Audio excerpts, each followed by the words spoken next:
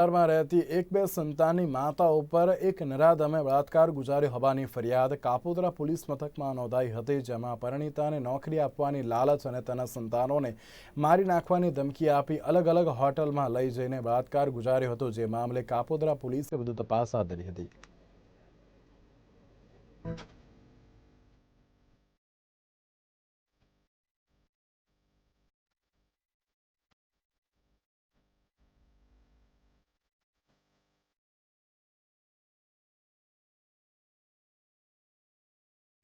આજથી એકાદ વર્ષ પહેલાં આ મહિલાને નોકરીની જરૂરિયાત હોય એ પારસ ભીખુભાઈ ઝાલાવાડિયા નામના ઈસમના સંપર્કમાં આવેલી।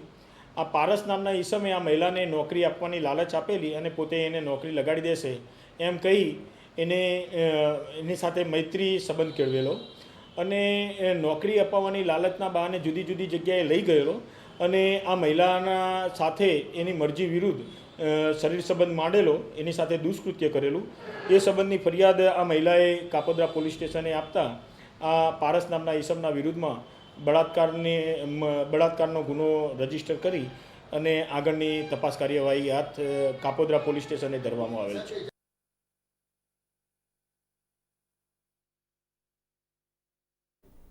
બિન સચિવાલય ક્લાર્ક પરીક્ષા સંદર્ભે આંદોલનકારી યુવરાજસિંહ જાડેજાનું નિવેદન સામે આવ્યું હતું। તેમણે જણાવ્યું હતું કે